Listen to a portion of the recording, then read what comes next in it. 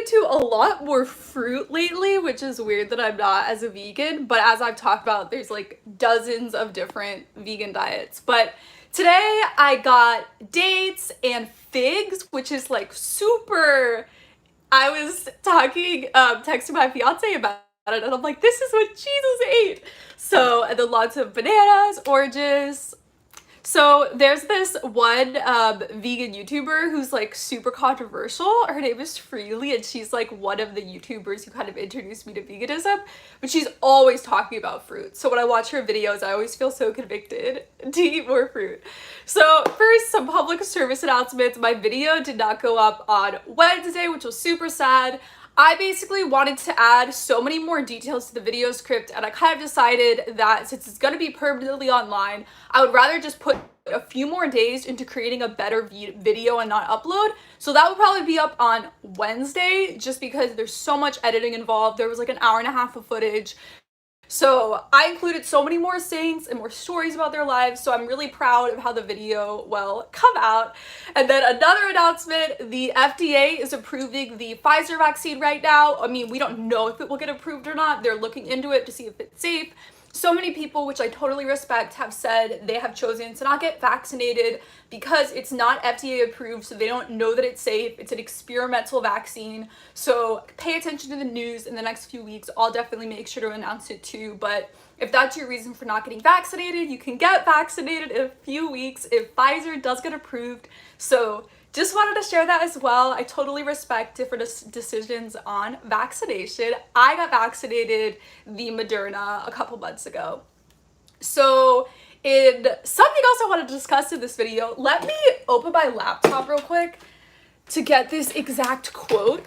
So someone emailed me about this part of Canon Law about mental illness in marriage. It was super interesting. And they asked me to talk about it. I feel like I wish I had more power in the church, because I think marriage prep for people with bipolar should be really, really intense and involve their psychiatrists and therapists and everything. Did you have side effects to the vaccine? So I made an entire live stream talking about it. So just search for my live stream, Lizzie's Answers. Just go in my videos. It was probably like 2 months ago or something. So I did have like for 24 hours, I kind of was like really cold, I had a lot of chills.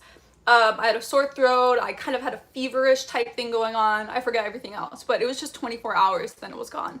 And then the second dose, I had literally zero effect to it. So I'm really, really happy with my decision to get vaccinated. I feel so much more chill and free going outside, interacting with people. I just feel so much better, and I'm really happy to be helping other people not get sick too, who are allergic to the vaccine or can't get the vaccine or it doesn't work on them or anything.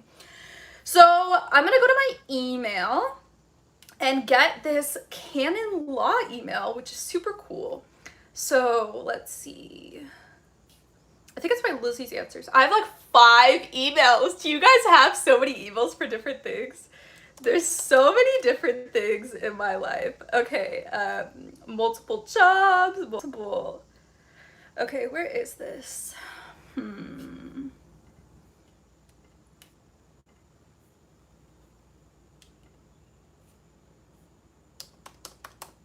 So a company recently emailed me wanting to do a sponsored video, and it was like a keto company, and I don't know if you guys know my diet, but I like hate keto. I eat high carb, and like as a vegan, you can be keto on a vegan diet, but most vegans are like carbohydrates a lot. And then they were also selling collagen on the brand, which is made from bones of animals, and I was like, did you look at my social media for one moment? Because I say vegan on it. So I was like, no, I like wrote a paragraph about why I hate their company. But I've actually been responding to like every email lately. I used to ignore so many emails, but I've had 2 times where companies ghosted me. Like one was for a speaking event, and then one was for another company, which we like had been going back and forth, and they ignored my response. So I was like, I don't like being ghosted in business situations. I think it's unprofessional when people do it to me, so it's unprofessional for me to do it to other people. So even if it's like a really small brand, even if they probably sent it out to like 1,000 people, even if I'm not interested interested at all, even if it's a bad deal. I still respond very nicely and tell them I'm not interested. So trying to improve in my life and ethics and how I interact with people. Okay. Wow, there's a lot of emails talking about Canon Law in my inbox. Okay. Let's see.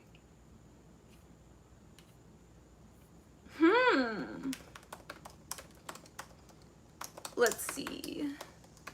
I can't believe I can't find this email. I must have deleted it or something. Let's see. Okay, cool.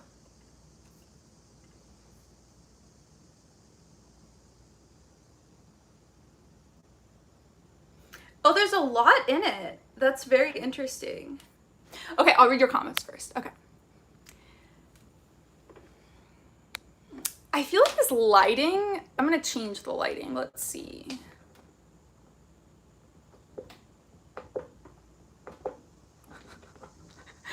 Okay.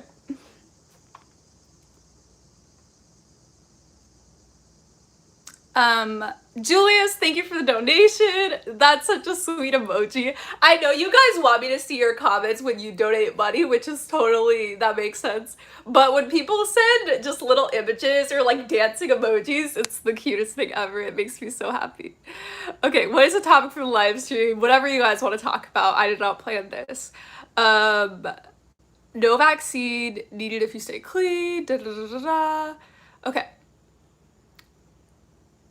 That shirt looks good on you. This is actually a dress. It's so cute. I'll show you guys. I have two of these. I have one in navy blue and one in green. So it's like that. And then this is like my favorite necklace right now. It's like Mary and then like a Roman coin. And then this is love. And then this is just a chain. So I love repping Mary so much. Hello, Lizzie. First time watching you live from Singapore. Okay, I love Singapore. Two of my best friends in college were from Singapore. Not like Singaporean American, but from Singapore. So I learned so much about their country and culture. I've been there, visited, and I absolutely love your government. You have such a safe country. You don't have a lot of poverty or homeless population. It's clean, it's safe, great education. So much respect for Singapore. I think it gets a really bad rep from other countries just because they do caning as a punishment, and so a lot of people view that as like very archaic and awful, but it actually works very well to prevent crimes. And I think like the US is archaic for putting people in jail for like 20-40 years. Obviously some crimes like you should be in jail for a long time, but for some crimes it's kind of like messing with people mentally, and that's almost worse than just like inflicting pain for a period of time on someone. So yeah. Lizzie, long time no talk. You look amazing. Thanks for being here. I've been live streaming every Saturday, and well, every Saturday at this time. How do you prepare for Sunday? So I don't really prepare. I try to get to mass like 5 to 10 minutes early, even earlier if I can, and I like to pray the rosary before or just pray to myself. I have a lot of prayer cards that I carry around in my purse, so often I'll take out a prayer card and read it and pray. And then I love staying after mass as well. I always stay after for like 10 minutes, maybe more, just to pray and think about the homily and everything. So actually, when I was Protestant, I hated how after the church service we walked out because I was like absorbing the sermon more and wanted to analyze and understand it in such a deeper level. And so it makes sense becoming Catholic because we're given that time of silence and reflection where like everyone's silent after mass. Whereas a Protestant church, everyone stands up and talks to each other after. Do you read a lot of the early church? Sorry. Do you read a lot of the early church fathers and mothers? If so, who is your favorite? So when I was becoming Catholic, it was because I was reading a lot of the church fathers, and my favorite people, Irenaeus, I absolutely love Ignatius. They're kind of the people who show that Catholicism was the original church. It's so obvious, it's very blatant in their writings. Irenaeus is actually my patron saint, which is super cool. I went to mass today, and I'm so excited about the Assumption of Mary. I'm gonna post it tomorrow on my social media, but I made a video about it in the summer of 2019 for the holiday. And it's so cool because one of the rosary mysteries for Glorious is Mary's Assumption into heaven.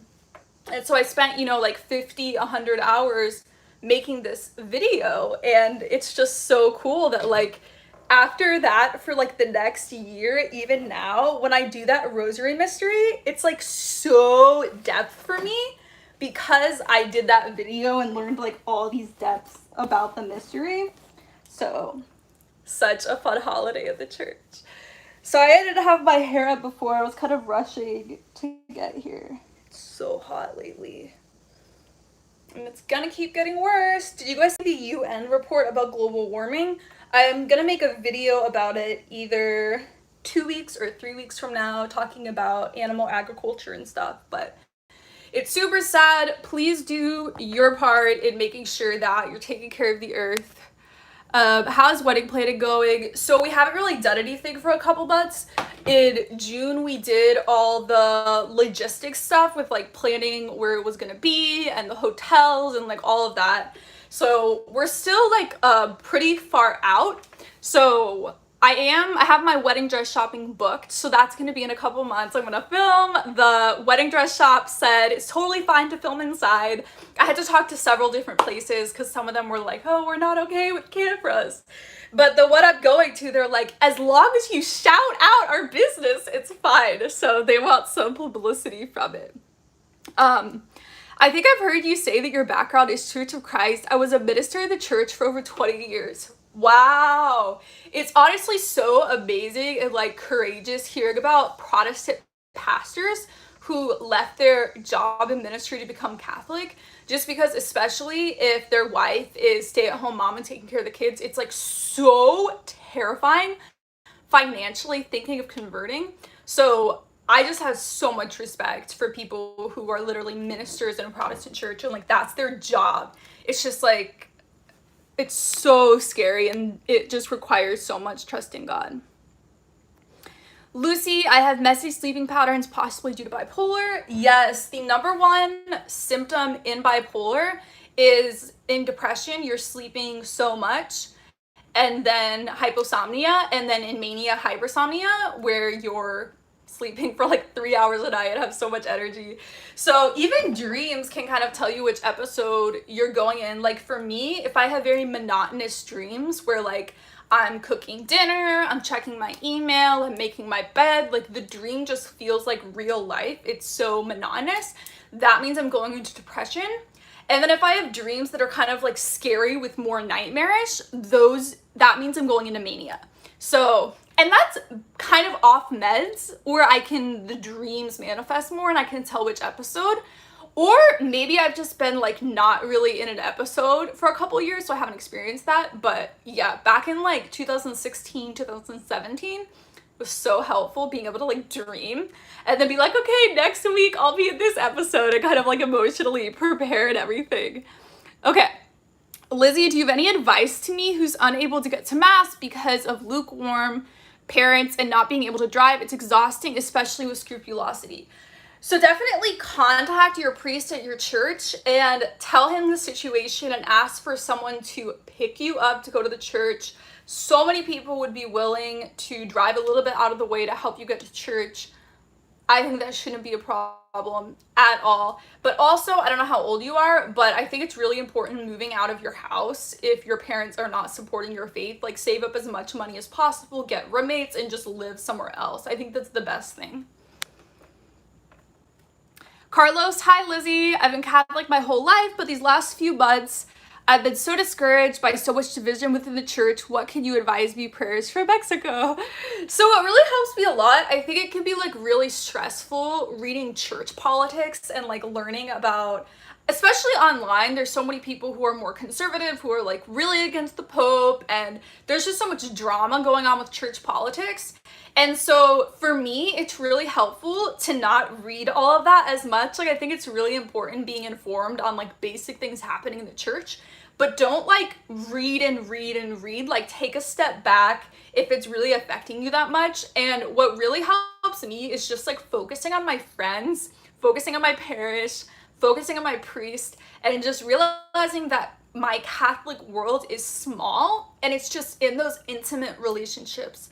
And that is so much more important for my life than these large scale political controversies happening in the church. So the homily at my mass like 2 weeks ago, the priest, he's probably like in his 60s or something, I don't know, but he was talking about how when he was a kid, if there was some like shooting or horrible event, like natural disaster, he said he lived on the East Coast, so if it like happened in California, they'd hear like 3 or 4 days later, and then for other countries, you'd hear like a week later that something happened, and there wouldn't be that many like news stories and everything about it. He said it would just like be at the bottom of like the first page of the newspaper, and that was it. So like today, when tragic events are happening around the world, we know immediately, and you can spend hours reading and reading and reading about like how it's affecting everyone. And so I think it's really good to just like take a step back. I know for me, because I'm bipolar, I have like a heightened level of empathy. And so I can cry reading about these events happening in different countries. And so I've just realized, like, for my own mental health, like, I have to step back and I can't be reading the news as much. So if that's affecting you with church news, it probably is with politics as well.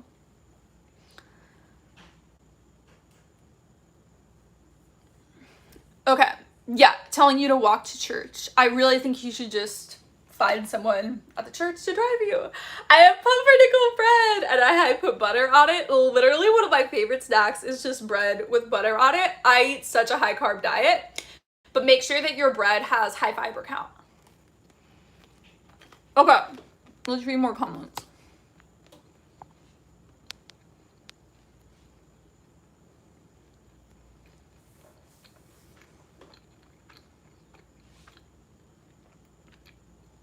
What do you think of the false prophet Joseph Smith?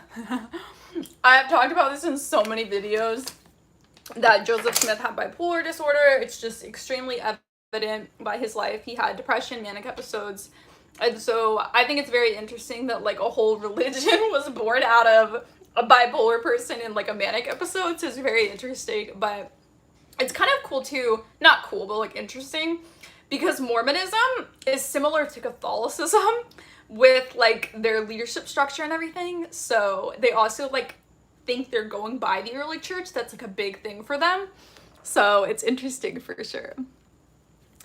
Ava said, yes, once I got off Twitter, it was so much better. Yeah, I never go on Twitter now. Like occasionally I post and stuff, but it was just really bad for my mental health. Not really like my bipolar, but just like feeling more joyful in life. And I don't know, I think the reason is because on Facebook or Instagram, people tend to have their real picture of themselves and their friends and family on the accounts. So there's some accountability if you say something really mean, whereas on Twitter, people have fake pictures, fake accounts, they're not following all their family and friends on there. So people feel like they can say whatever they want and there's zero consequences.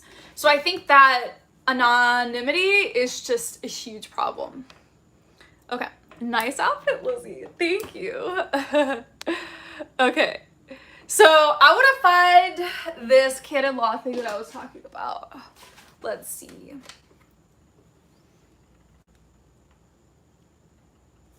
I got a subscriber email. I'm going to go into my history and see if I can find it.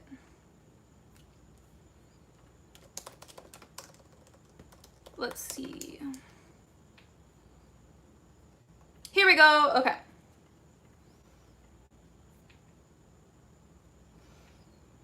Okay, so Canon Law 1095, I find super interesting. So I'm going to read it from the Vatican website. Okay. So this is talking about consent in marriage. So consent is one of the most important things. And in a Catholic marriage, obviously it depends on the diocese, and I'll share more with like the marriage prep I'm doing. But a lot of dioceses, you have to have a letter from a family member and a friend like vowing that you are fully consenting to the marriage and want to get married and that you haven't been married in the past. So this has to do with mental illness, which is super interesting. So it says the following are incapable of contracting marriage: those who lack the sufficient use of reason, those who suffer from a grave defect of discretion of judgment concerning the essential matrimonial rights and duties mutually to be handed over and accepted, those who are not able to assume the essential obligations of marriage for a cause of a psychic nature, so like a mental illness, and then for matrimonial consent to increase, the contracting parties must be at least not ignorant that marriage is a permanent partnership between a man and woman, ordered to the procreation of offspring by means of some sexual cooperation. So that's very interesting, and there's annulments in Catholicism a lot, so this is like a big reason for it. So they're saying that if you have a non-Catholic wedding and you don't understand going in that the definition of marriage is that it's permanent for life and the purpose is having children, then that isn't a real marriage. And so this is very interesting. If you had a marriage, like a marriage ceremony, like legally, civilly, but then you didn't understand the meaning, the Catholic meaning, which is the objective meaning, then it isn't consent, and that could be an annulment because it's not a real marriage. So I find that very, very interesting. So what I would do in this situation, something I read about a lot with bipolar disorder, is super common. Someone is in a manic episode or a hypomanic episode. They don't know they're in an episode. They meet someone, they date them, fall in love, get married, maybe have kids, and then their brain stops being in the manic episode and they wake up mentally and they realize they're not attracted to their husband or wife at all. And they don't want to be in the relationship. And the feelings of falling in love was just the manic feelings that was kind of displaced toward the relationship. So to me, that would be an annulment because they're not consenting, they're manic at the time. So I think it's really dangerous marrying as a bipolar person. There's actually a 90% divorce rate, and that's for people who we know are bipolar. Like, there could be even more people who aren't diagnosed, and so it could be like 95 or 96% divorce rate. So I personally think in the Catholic Church that there needs to be communication from a psychiatrist, therapist. You should get like a letter explaining the medication procedures, how long you've been medicated, how you've been doing. I just think otherwise there are so many annulments, fake marriages that can come out of it. And I think it's like for the good of the person they're marrying and children in the future, just because that causes so much chaos and hurt and damage in your life. If you've been with someone for several years, they stop being manic, not attracted to you at all, don't want to be with you. That's just like such a nightmare. So I think they need to be really careful with bipolar people. Liz, you should be the first female pope. There will never be a female pope. So obviously there will never be a female pope, but my fiance and I joke sometimes about like if I was pope, what I would do. And I would make so many more holy days of obligation. I would implement the Wednesday and Friday fast from the early church where everyone goes vegan every Wednesday and Friday. And I would just be like very, very intense. Like one of the things I thought about too, obviously like this would never happen. The Pope should not do this, but this is just, you know, kind of like make believe. So I thought everyone has to go to confession like once a month or like once every 2 months, and they have to have a confession certificate in order to receive the Eucharist, because there are so many people at Mass who skipped Mass the week before, or they haven't been practicing for a while and then come back, or they sinned, committed a mortal sin, who are going up and receiving the Eucharist in an unworthy manner, which is dangerous for their soul. So yeah, I was thinking like if there was a dictator of Catholicism, I would be horrible. People would hate me. I would make so many more rules. So no, my personality type should definitely never be Pope. Go Orthodox Christian if you want tradition. So we both have tradition. We both were coming from the same church, but there's a lot more unity in Catholicism. Look at Russia. Hi Cassie, how are you? King of Detroit says I started reading the Codes Giga. Have you read it? No. Okay. Bradley says Liz would be the first to say that women literally can't be ordained. It is a sacrament impossibility. Yeah. And like, if it did happen where they tried to elect a female pope, I would be like, oh, okay. If that happened, I would be like, okay, Catholicism isn't true. The Orthodox Church must be true if this is going on. So obviously, I believe Catholicism is true, like high probability, but obviously like there is that slight percentage that the Orthodox Church could be true. So there are real logically possible situations where Catholics would go be Orthodox. Okay. Would you like to be a canon lawyer? In like middle school and high school, I really thought that I might want to be an attorney someday. But the end of college, when I had my depression episodes, I failed out of a ton of classes. I have a horrible GPA from college because of bipolar disorder, so I could never get into a grad school program. Rich, have you read books on the Desert Fathers? Great place for Protestants seeking the early church. Yes, I have. There's this one book on, I forget what it's called, but like the whole book is on the Desert Fathers, so I've read it. Okay. Search Codex Jesus. I hope this is like an appropriate thing. Let's see. Codex Jesus. Oh, interesting. The largest extant medieval illuminated manuscript in the world at a length of 92 centimeters. Oh, it's gigantic. Wow. That's so cool. That's amazing. I would like to see that in person. Okay, it's a medieval manuscript written by the devil when a monk sold his soul. I'm so confused. Okay. This is gonna be edited out of the video that will go on my channel. Okay, 2646. Okay. Hi, Cassie. S says, hey, long time, years, no click on your channel. How are you? I've changed so much in the past few years. What was the last time you were watching me? The YouTube algorithm is horrible because you will have been subscribed to someone for years and then it won't show you any of their new videos in your recommendations for years.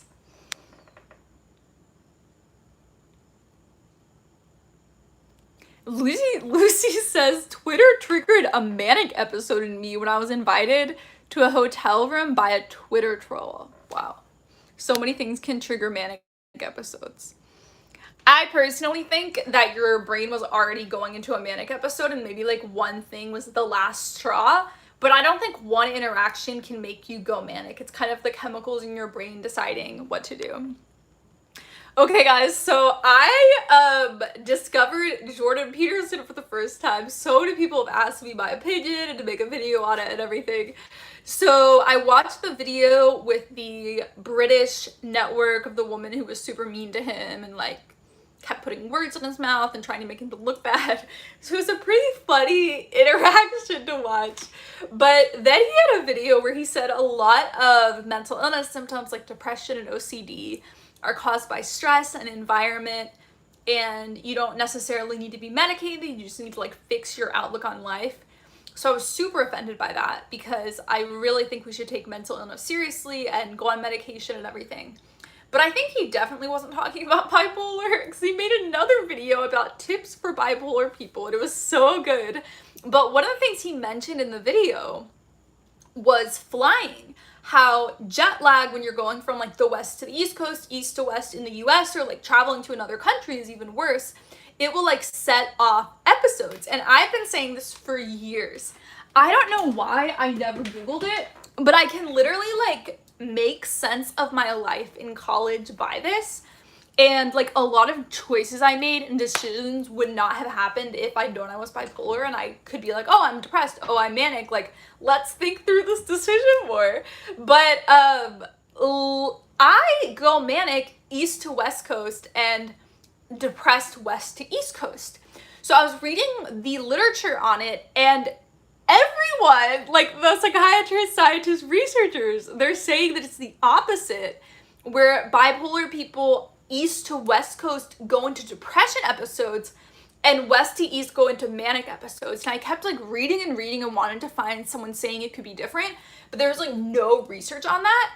And so I was like, why am I different? And I started questioning my whole life, and I was like, was I actually depressed when I thought I was manic? And then I was like, no, I'm manic West Coast, depressed East Coast. Okay, where did you get your dress from? One of those like sketchy online companies. I forget which one it was called. Jordan and Peterson and Bishop Barrett have a few videos together that are great. Jordan and Jonathan was excellent as well. What do you think of the Baha'i faith?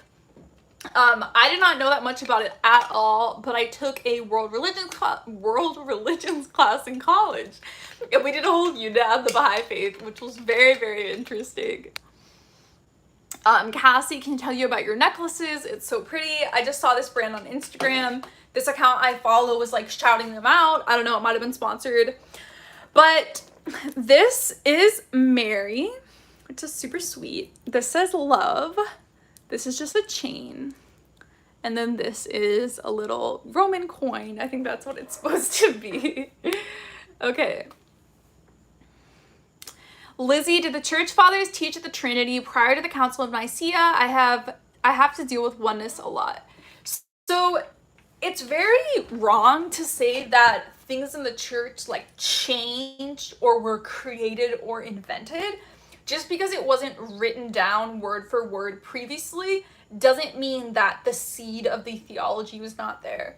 So if you took people from the Council of Nicaea to go back in time and talk to St. Paul and St. Peter, who literally started the Catholic Church, and they explained to them what the council had talked about, I think at first Peter and Paul might have not fully gotten it, but I think after an hour of reading and explaining it, they'd be like, oh yeah, that's the same faith I taught. So clearly we can see the theology of the Trinity in the Bible.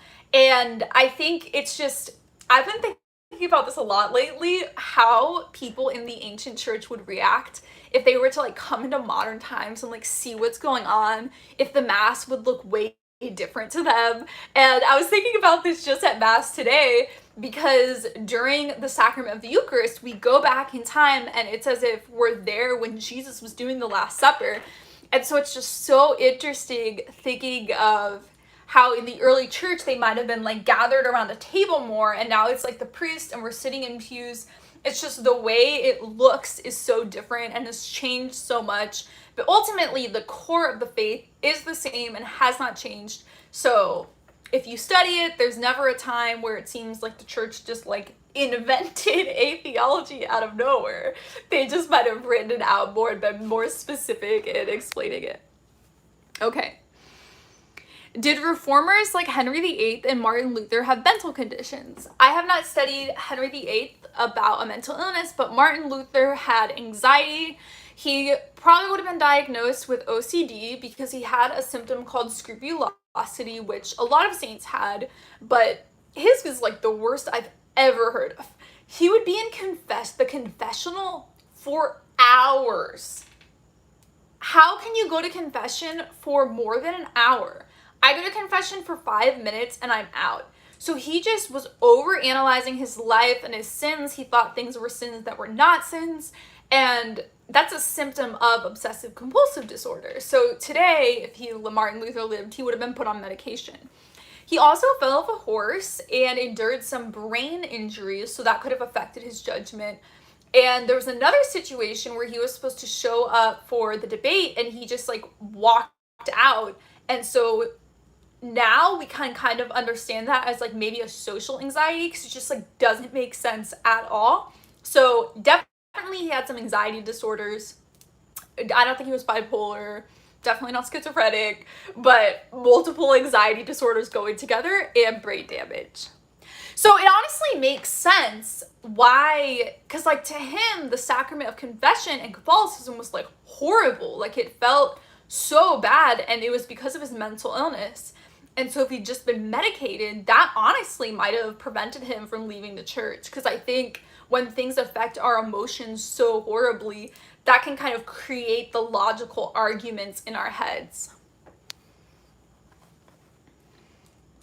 Joshua says, most of my sins in the confessional is pornography. However, I've been getting better. It's really good to go to confession for that and have that accountability. Monty, can you talk about books removed from the Bible? So I made an entire video talking about the deuterocanonical books that Martin Luther removed from the Bible, though after the Protestant Reformation for the next few hundred years, the deuterocanonical books were in the Protestant Bible. They just didn't consider them to be canonical.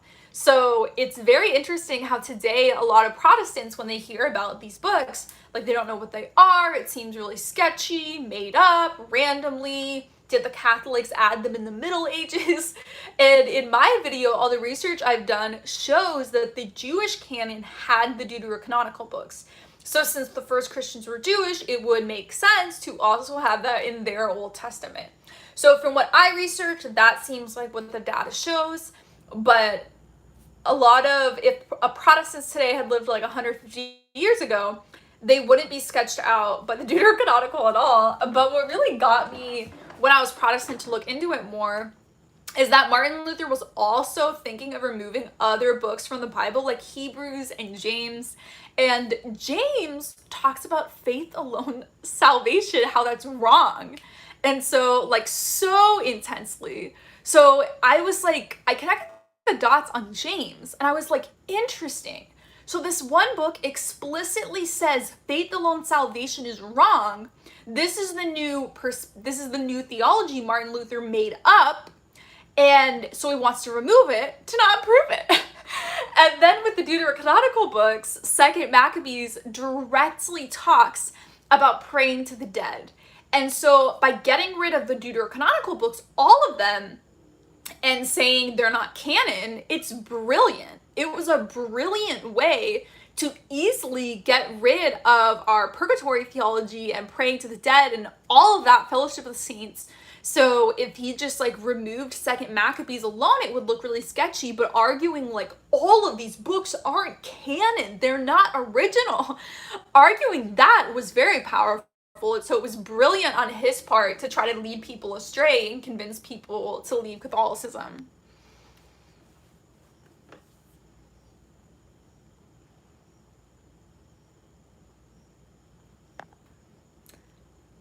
Jake says, I'm not sure if I'm scrupulous or just zealous for the faith. If you don't think you're scrupulous, you probably aren't. I mean, it's a mental illness symptom. People feel so guilty going up and receiving the Eucharist. After coming out of confession, they immediately start thinking that they're not forgiven. They think back and they're like, did I say everything in the confessional? So if you're someone who's just living your life normally, but you're like thinking more about your sins, you probably don't have it. But if you think you do, you can always see a psychiatrist, get assessed, see if you have a mental illness, if you're worried about that. Catholic churches are segregated? What country are you talking about? In our country, I definitely don't see that, but I mean, like, California is very diverse, so there's people of like all ethnic backgrounds at my church and like all the ones I visited, but maybe in some parts of the world it is more segregated. I don't know.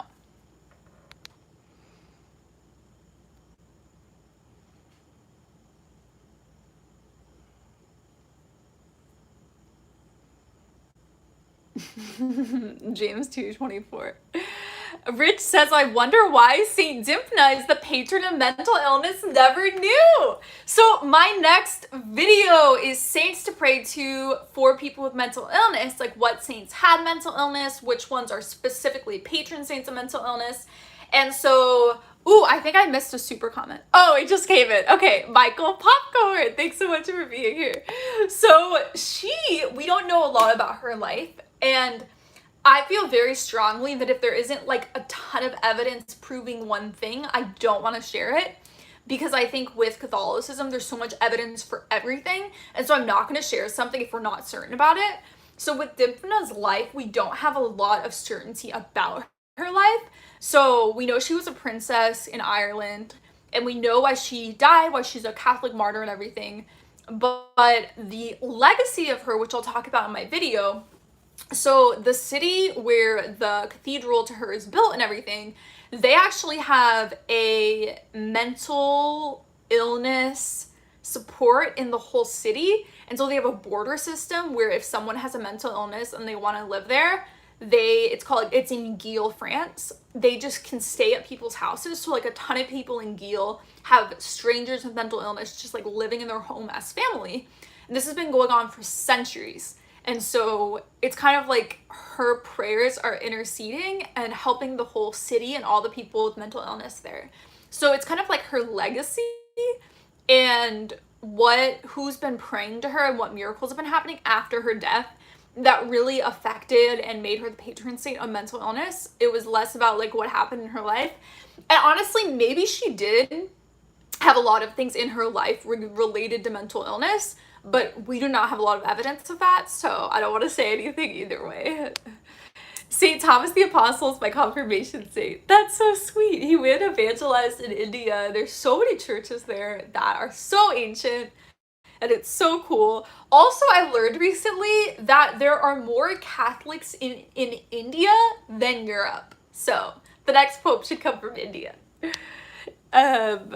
In Maryland, near Baltimore, all races are represented at Mass. Yeah. Can you talk about how to continue to keep faith and hope in God when you're chronically ill? So I think it's really important reading the stories of other people who have suffered a lot of pain in their life and gone through really horrible illness and been very discouraged by it. There are so many saints who've had experiences like that, and my next video about mental illness, I think the main reason that I made that video and wanted to share their stories is because other saints have gone through exactly what we're going through with the suffering, and they've stayed true to the faith. They've made it to heaven. They're a powerful person, and amidst everything, they didn't give up on God. They didn't deny God. They stayed close to him, even when it was so hard. So I honestly think reading other saints' stories and having them pray for us is like the best thing ever. Which is why I'm so happy to be Catholic in the 21st century. Because we have we have 2,000 years of all these saints and stories that we can read to motivate us in our lives. So I'm really happy to be living today. Mimi says, Lizzie, did you hear about Britney Spears' father has stepped down from being her conservator? Yes, I posted about it on Instagram. I'm so happy. She still is in the conservatorship, which is super annoying. So hopefully she can get out all the way. I think the worst thing ever is that she's not allowed to have a baby and get married. And so I hope that once her father leaves, she'll be able to have her family and get married and everything. Blue says, Lizzie, do you like Kanye West? He talked about his bipolar experience. So I want to be really, really careful with my words. He has been very manic in the public eye, and like with his run for president, a lot of things having to do with his marriage that he shared. I mean, going all the way back to the Taylor Swift situation when she won her Grammys. So there's just a lot of things in his life that he's been unmedicated for. And I think we should have empathy for people who are suffering and have mental illness. But like ultimately, if someone won't go on medication and that's the reason that they're acting out and having all these symptoms, I think they seriously need to get medicated. And I know obviously everyone has a different story, a different experience with mental health, psychiatrists and therapists and everything, but like for me, if I went off my meds and then did these horrible things, and not that he has done horrible things, but just if I'm thinking about myself, I would kind of be responsible for that because I chose to go off my medication. So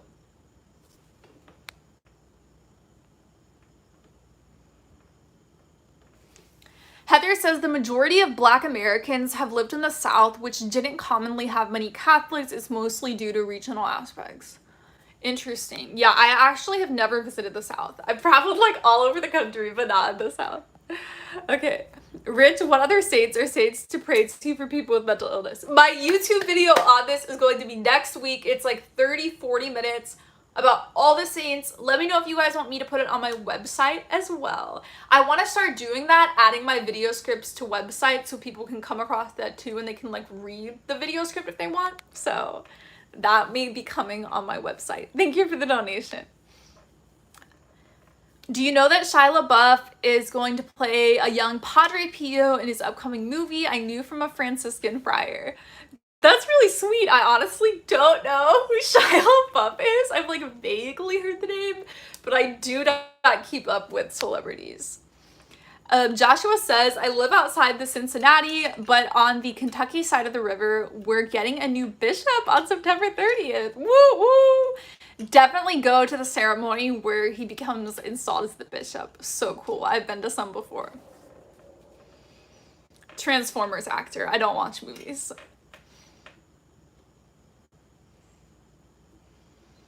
Louisiana has parishes because it's predominantly Catholic because of French and Arkansas, Germany. Okay, pretty much everyone's saying that their churches are super diverse that they go to. Okay. Lizzie, what's your view on Christians using CBD products? So, what I'm about to say is not the Catholic Church's position. I'm not speaking on behalf of the church. This is my personal perspective. So, Catholicism has not made an official statement about marijuana, and one of the reasons is because it's recreational use being legal and like something that's just as normal as drinking alcohol, probably, I mean, definitely, I think, safer and more chill than alcohol. So that's kind of a new phenomena. So the church hasn't released a document explaining like officially, objectively, like, is it okay to use marijuana recreationally? So CBD specifically is like a whole different thing just because it's more for medication. And I don't know that much about it. I've heard people talk about it. I've done zero research on it, so I don't know if it's safe. But if it is safe and it's purely used to treat mental health or some illness you're going through, I don't at all see a problem with that. I think it would be weird if the Catholic Church ended up being against medical marijuana or CBD oil. So, I mean, my opinion on this for years has been marijuana needs to be legalized in the entire country. And there's actually a law right now in the Senate. A Republican senator brought it in, and it's to make marijuana legal because one of his reasons for the bill is because of veterans. Marijuana really helped PTSD in war veterans. And because it's not legal federally in the country, doctors are not allowed to prescribe it. And so if we make it legal federally, then certified doctors and psychiatrists, they can recommend that people with PTSD use marijuana medicinally. And so because it's not legal federally, that's a problem. So hopefully the bill gets through. Praying, contact your representatives about it. So I'm really excited about that. But also the fact that so many people are in prison for smoking weed is ridiculous. A lot more people who are Black and Hispanic have been put in jail rather than white people, even though overall white people use drugs more than Black people, at least in the US. So it's totally unfair. No one should be going to jail for smoking weed. And I just think everyone needs to be released. It makes no sense. So I would just really like moving forward that no one else goes to jail for weed. Oh, real quick. So smoking weed causes permanent brain damage in children, teenagers, and young adults. So if you're in high school or college, do not smoke weed. Permanent brain damage. Obviously, I'm totally against getting drunk, but for your personal health, it would be better to get drunk than to smoke weed. Like, that's how bad smoking weed is if you're young. So please do not try it if you're in high school, early college. Talk to your doctor, do research, figure out exactly what age is safe to start smoking weed. And since it's becoming legalized in the country, if you really want to experience doing weed, you'll be able to do it when you're older safely. So again, this is not the Catholic Church's position. This is my position based upon research, based upon talking to people who have done weed. Personally for me, and I know a ton of you have bipolar disorder as well, it's very dangerous for people with bipolar to smoke weed. because it can trigger psychosis and a really bad manic episode. I was just talking about how you can't really like trigger a manic episode, but smoking weed is a way to trigger a manic episode. Many people go into such a psychotic break and have to be hospitalized, put in a psychiatric unit hospital against their will. So I never will smoke weed or do weed edibles or anything because of that risk. People have told me, some of my subscribers with bipolar, that it helps them. But my thing is like, just go to a psychiatrist and go on medication. Then you know exactly what dose. You take it at the same time every day. It's so much safer than just like self-medicating with a substance. It makes no sense. So I totally understand some people cannot afford psychiatric treatment. So I understand why people do it. But obviously that's just the US healthcare crisis. But yeah, so I definitely don't recommend that. One thing really important is that there is a difference between sativa and indica. So indica weed is more relaxing, sativa is more engaging. And so if you are bipolar and you're gonna smoke weed, choose indica and make sure it's not sativa.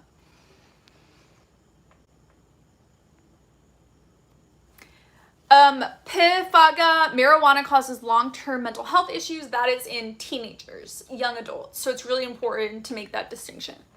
But that's based upon the research I've done. So maybe there's new research. I researched this all probably 3 years ago. So maybe there's brand new research that's just come out about it, but I haven't read that. Faye, thank you so much for the donation. Hi, Lizzie. Any book recommendations on purgatory and praying to the saints? I'm really struggling with accepting these teachings as biblical and safe. So St. Francis de Sales has a whole treatise book on purgatory. I don't know how long it is because I read it online. So just look up Francis de Sales Purgatory. He puts all these biblical arguments together about it. I also made an entire video on purgatory that's 40 minutes long, and I share so many primary sources in it of Christians in the early church talking about it. But it's actually interesting. After I wrote my video, I was almost done with the video. And I just read like random saints and like church fathers and everything, finding this out. And then I read Francis de Sales' writings on it. And I'm like, everything I just learned and wrote, he's saying in this one document. So I should have just read his document. I would have saved so much time. But that's a really good resource. It's online. Pretty much everything is available for free online regarding the early church, Middle Ages, like so many things. There's a website called New Advent Catholic Encyclopedia that has so many things online.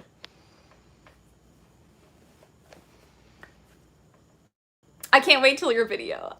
I'm so excited too. Do you go to a therapist, Lizzie? Not currently. I've gone so much in the past. I started going to therapy in high school. I went several times throughout college. When I was first diagnosed bipolar, I was in my depression episode, and it was honestly so traumatizing that if I'd gone to a therapist and talked about my depression, it would have been horrific. I would have been like sobbing the whole time. It was just like opening a wound with all the trauma I went through. So I didn't go to therapy to talk about my bipolar until like a year after my depression episode, and then I was finally ready to talk about it. I think therapy is so helpful, but there are so many different types of therapy. And I think for a lot of people, especially people dealing with PTSD who are either like a war veteran or suffered sexual assault, in those situations, sometimes it's not good to go to certain types of therapy where you just like talk about what happened. Like a lot of times that's triggering to people and like not helpful. So for me to talk about my bipolar like right after my depression episode, it was so triggering and so painful to talk about. So I just went to therapy a year later. So I know so many people lately in the world are pro therapy and promoting it, but there are so many different types of therapy, and I think sometimes it's really not a good fit at the time. So if you don't like therapy, that's okay. I think it's for very specific types of personalities like it more. I'm someone who loves therapy. I also love confession because I'm more extroverted and I just like share everything with people. So other people who are more introverted don't like the experience. But also there's so many types of therapy, so many different types of therapists. So if you don't like it, maybe try a different one.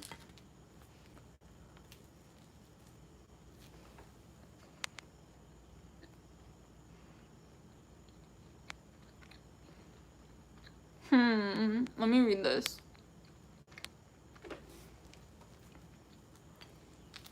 I'm so sad because my ex just admitted he doesn't want to believe in God anymore and is self-destructing.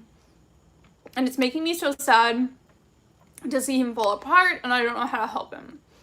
So it's really important what you said, that he doesn't want to believe in God. It's not that he doesn't believe in God. He hasn't found evidence against it. He's just hurting so much that he doesn't want to. So I think that's a really, really big distinction to make. He refuses to get help, and I'm scared that it's partially my fault because he seemed fine till I told him how I wanted to become a nun and the fact that his parents almost died to COVID-19.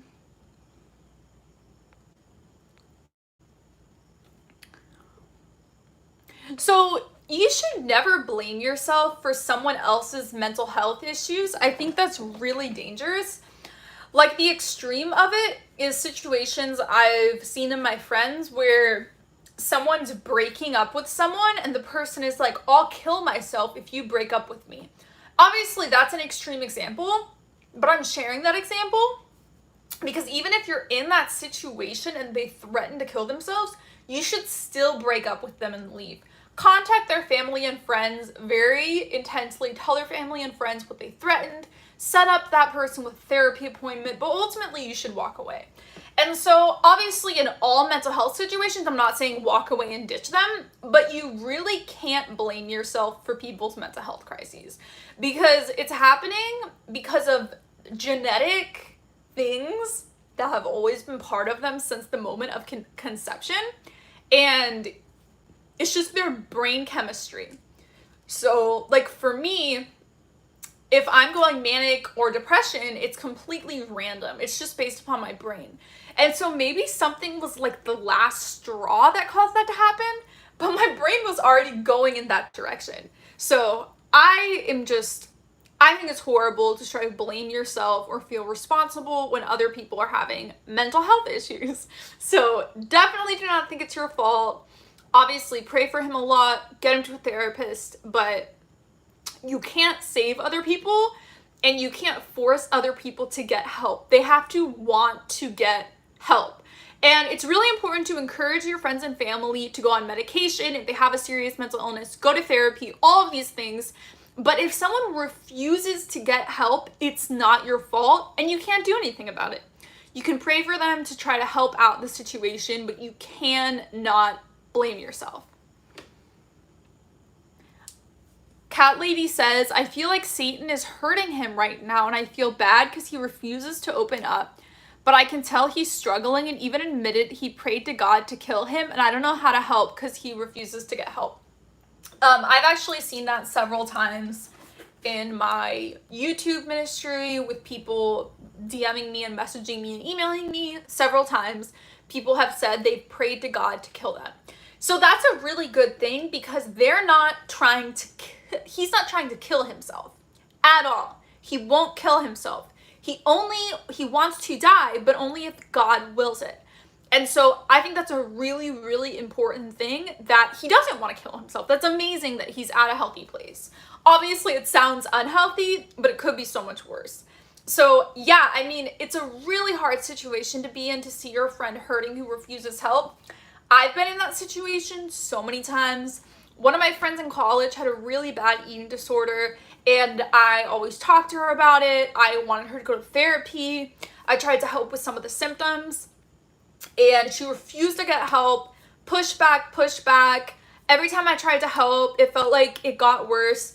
And so I just prayed all the time for her. And then 4 years later, she finally went to therapy for the first time. She finally admitted that she had an eating disorder. And then a couple years later, she's basically overcome it. Like, her eating disorder has been in remission for years. And so you cannot save people. You cannot force people to get help. Another situation I was in, one of my roommates who I personally think has bipolar disorder, but she was in a really bad depression episode and she refused to get help, refused to go to a doctor, refused to get a job, all of these things, and it was just horrible. Like, she was suicidal as well. It was horrible seeing my friend go through what I've gone through, but she refused to get professional help even though I tried so many times. And so it sucks seeing someone in that situation when they're struggling mentally, but you cannot force them to get help. All you can do is pray, and maybe in like 3 or 4 years, God will answer those prayers.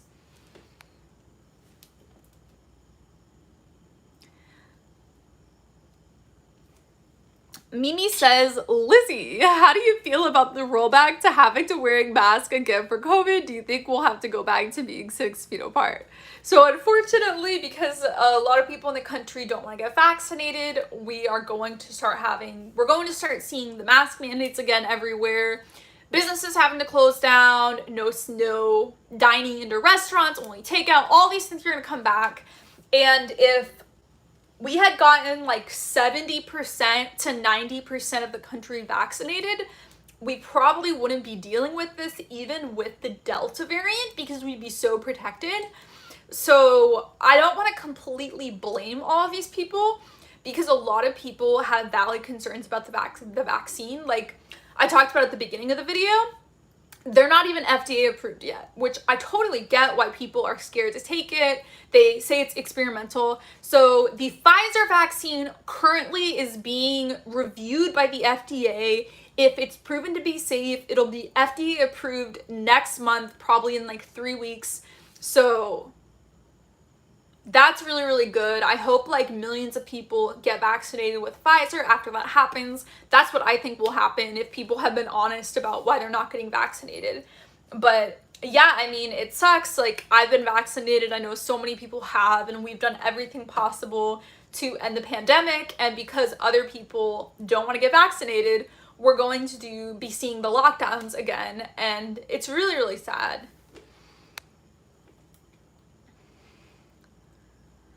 Chaya, I had Pfizer, minimal side effects apart from a head cold.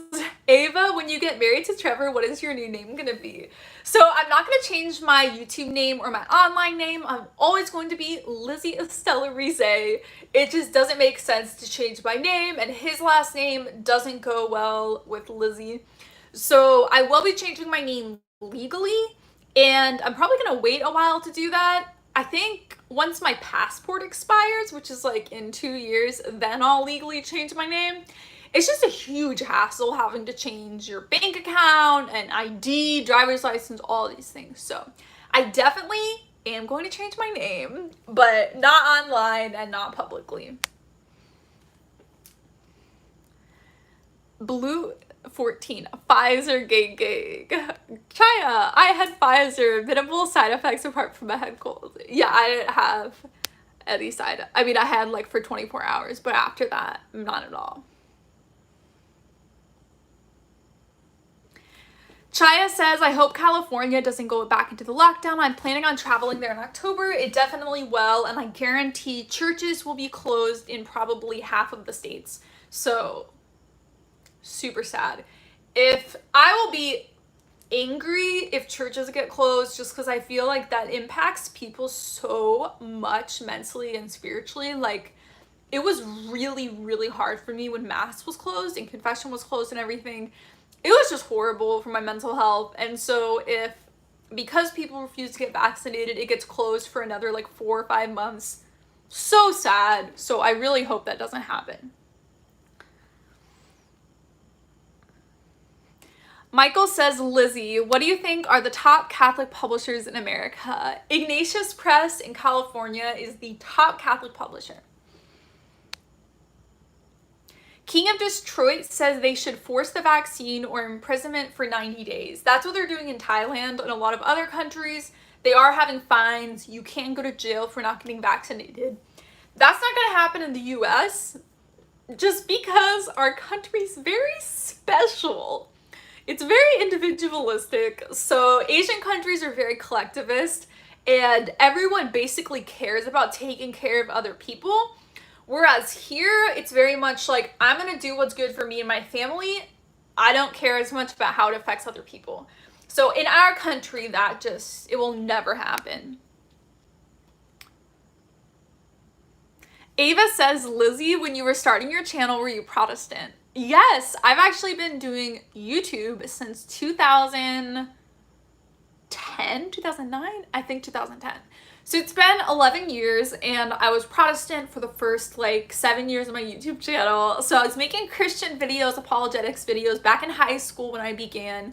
So that was one of the things that was really hard about converting. I was really scared that I would lose all my YouTube audience.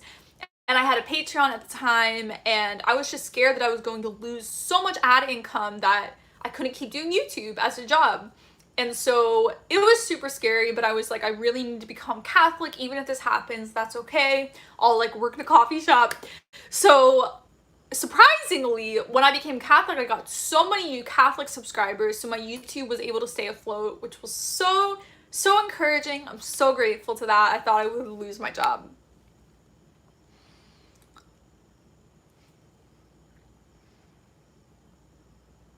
Chaya says China has a proper lockdown and now they have very few cases. Keep in mind they have over 1 billion people. Rich says here in Philly we have a surge. It's better when you live on top each other. It's better when you live on top each other to get vaccinated. It was an easy vaccine. Flu vaccine was worse for me. Interesting.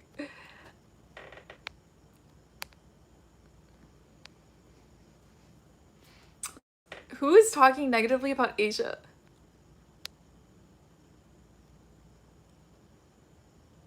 Huh. Someone's like, Asians don't practice the Catholic faith. I don't understand you guys. There are so many Catholics in China. It's really exciting. Catholicism is booming. It's growing so much.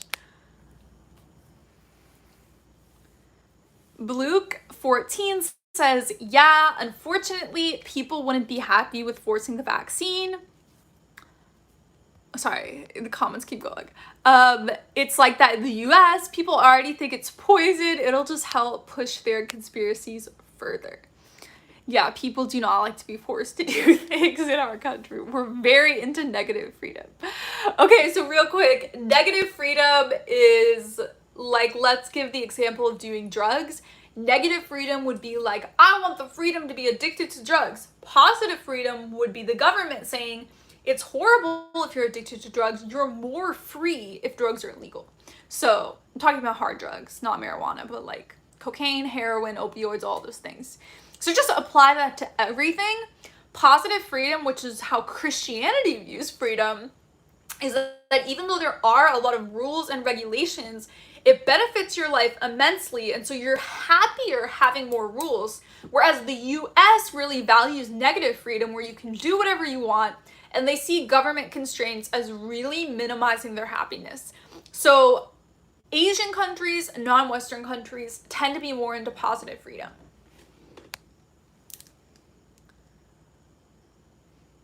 Rich says, did you see the stained glass window of St. Carlo? Did you think it was too casual of dress for a saint in a church? Let's see this. I did not see this going around social media.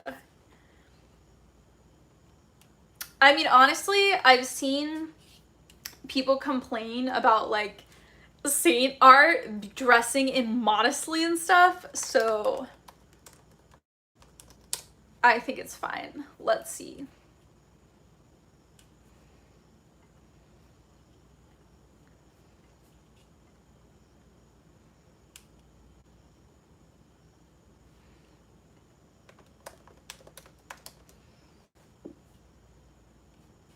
Oh, I found it. He's wearing tennis shoes. I don't see a problem with it. Do you guys want, here, I need to unplug this. What do you guys think? Here, I'll bring that into the shot. Yeah, I don't really see a problem with it. I think it's sweet. Catholics aren't Christians. So I have an entire video talking about this, but when it depends on how people define Christianity. So there are a lot of Protestants who think Catholics are Christians, and there are Protestants who don't think Catholics are Christians. when I was Protestant in a church called Churches of Christ, we thought a lot of Protestants were not Christians. We defined Christianity as being full immersion baptized. So we said anyone who's not full immersion baptized is not a Christian. So when you say that, it's like, let's just ask for definitions so we can discuss this more in depth. But the Catholic Church believes that we were the original church. Peter and Paul and the apostles were all Catholics. Jesus started Catholicism. The Catholic Church began at Pentecost when the Holy Spirit came down on the apostles. So that's the Catholic view on it. We view it historically based upon being able to link our church to the original church.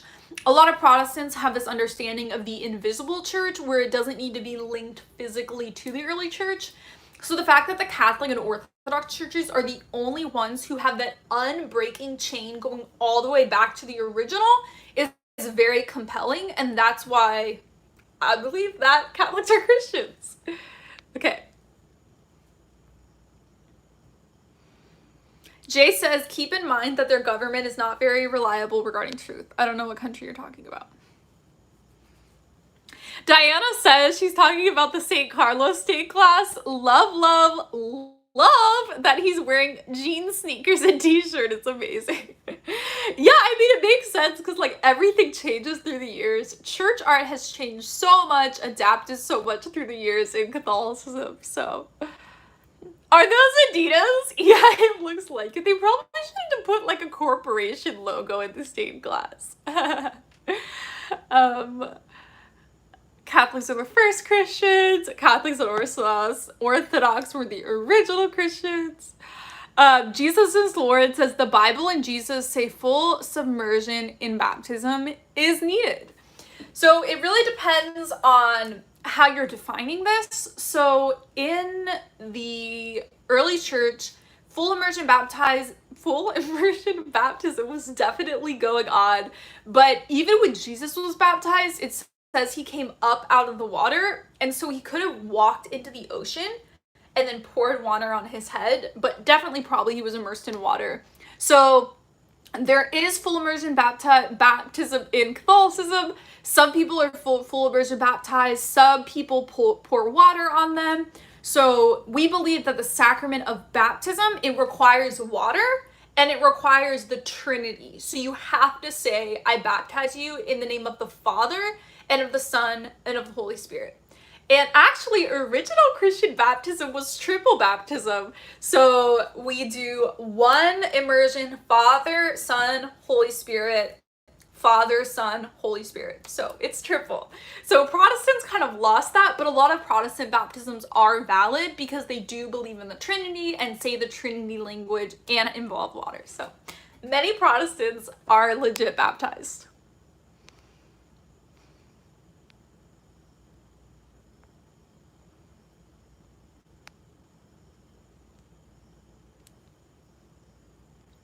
Faye says, don't think there's anything wrong with the picture of the saint. I think we're just used to certain art that has existed for so long. So when there's like a change all of a sudden, people think it's really weird. But probably people in like 200 years, their art's going to be completely different. And we would look at that and think it was so weird. But change is good.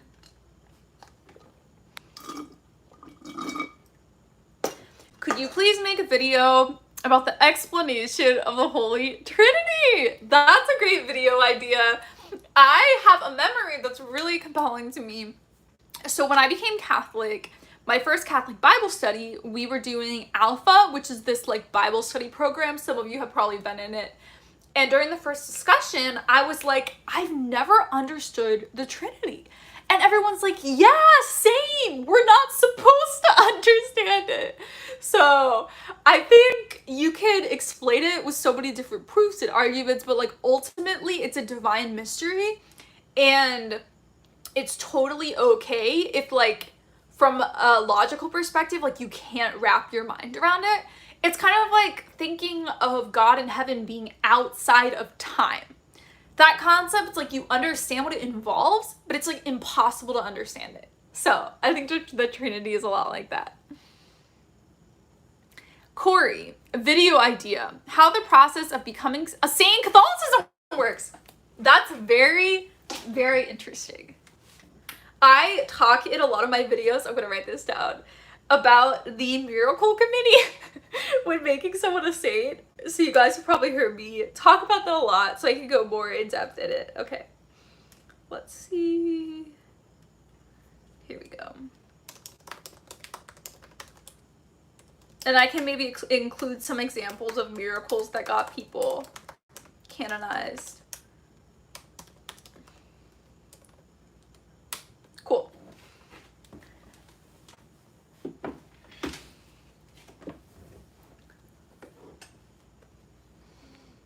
Carlos is a blessed, not a saint. Yeah, so why is art being...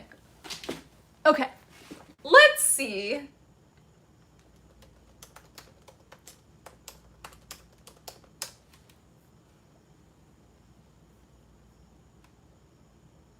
So he's beatified, but... Okay, yeah, he's not a saint yet.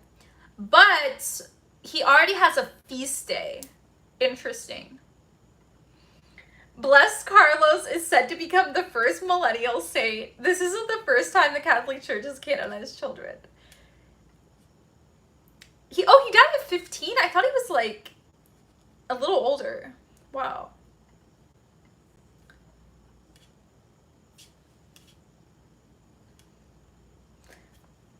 Yeah, his body hasn't decomposed. It's kind of creepy seeing things like that. It just makes you realize how incredible and powerful God is. You know, there's moments like that where it's almost scary. Shada says, do you ever experience FOMO as a young Catholic? FOMO means fear of missing out, if you didn't know. What advice do you have for young adults that are devout about their faith in an ungodly world? Oh, like missing out from other people? So I don't really know what you mean, because in Catholicism, it's totally fine to drink alcohol and dance. So if you're talking about social situations with non-Catholics, it's totally fine if you drink, as long as you're not getting drunk. Several drinks is totally fine as long as you're not harming yourself.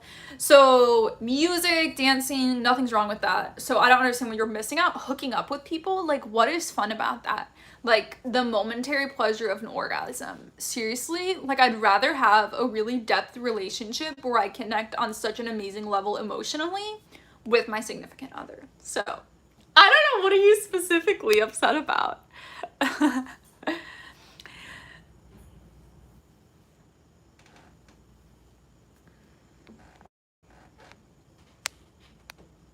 All blessed have their own feast day. Interesting. I didn't know that. Okay, I got a name for you. Father Thomas Joseph Aquilin. Too cute. He should be in the discussion. Okay. Wait, I need to write that down too in case I don't see this screenshot. Okay.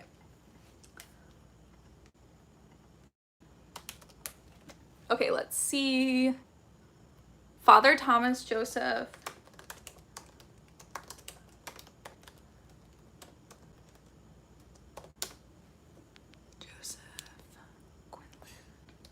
Quinlan TQ. Cool, I'm excited to learn about it. Okay.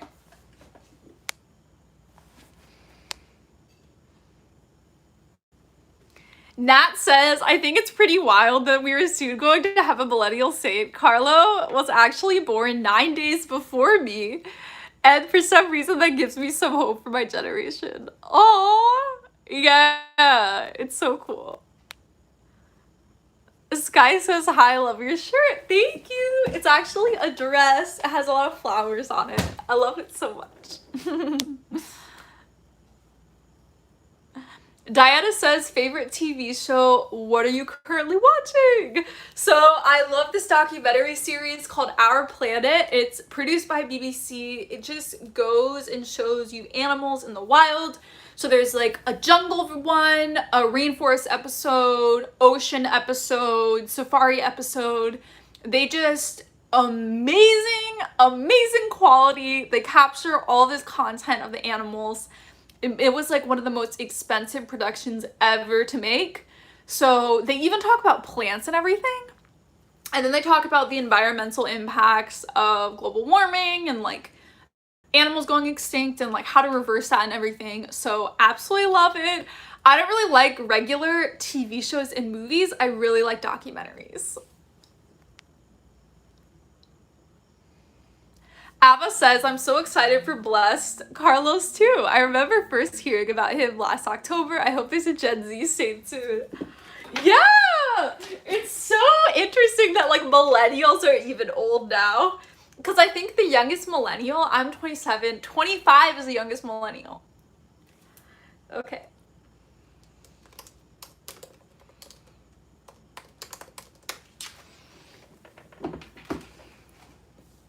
Okay.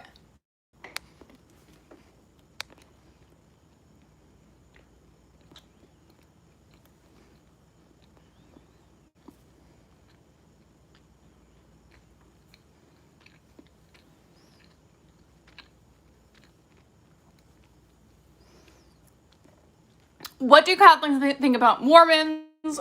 So Mormons do not believe in the Trinity, and believing in the Trinity is mandatory to be Christian. And so because Mormons believe in a different God than the Christian God, Mormons are not Christians, which I know sounds extremely harsh, but just coming from a technical perspective, we have to have a basic definition of what Christianity is. And if you're going to believe in a totally different God, then it's a different religion. And I absolutely admire and love the fervent passion that Mormons have in practicing their faith. They have one of the top participation rates of any type of church, religion. They have a very high marriage success rate of practicing Mormons. So I think they're very devout and beautiful, and they have a relationship with God, but their understanding of God is different than Christianity.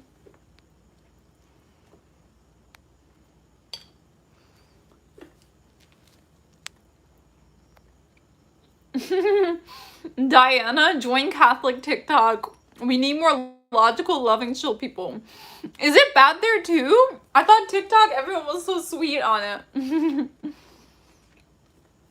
Anyways, I was filming TikToks last night.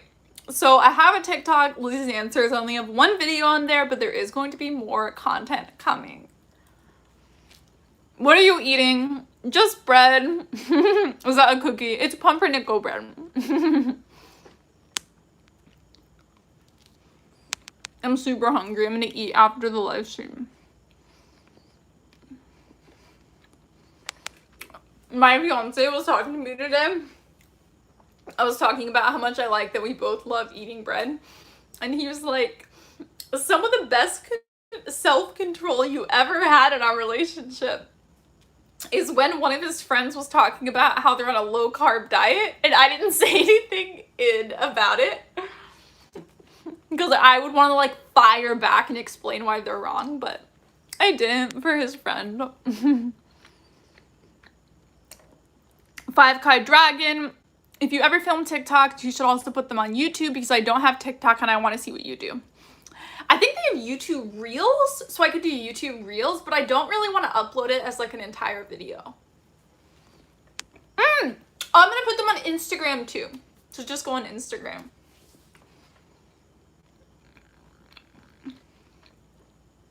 Of an oatmeal cookie. Do you play any games? Like video games? No. I work out. Working out is like a game. I really like doing different workouts and stuff. I do YouTube, I work. Yeah, I don't know. I have so much fun in life, in my career, and exercise, cooking, music, so.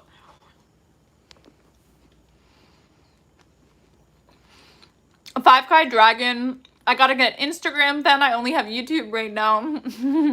Yeah, I'll upload them on YouTube Reels. I think that stays forever. 5K Dragon. Do you have any Catholic book suggestions? My only Catholic friend doesn't read, so he's no help when trying to find books to read. I made an entire video with Catholic book recommendations. So just YouTube, search Lizzie's Answers, Catholic books, and that video will come up. Ava says, I think YouTube is the least toxic of all social media. A lot of YouTubers get so much hate. I don't. So you guys aren't toxic, but...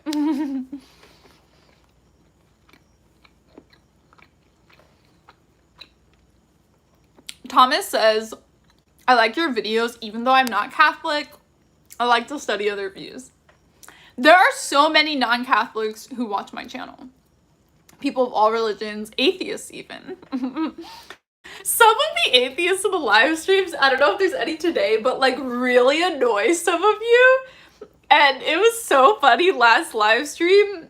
It was atheists and there was a Protestant who was like super anti-Catholic, and it was really, really annoying everyone. It was not annoying me though. Now I want a brownie. It's bread, guys. This is the Trader Joe's pumpernickel bread.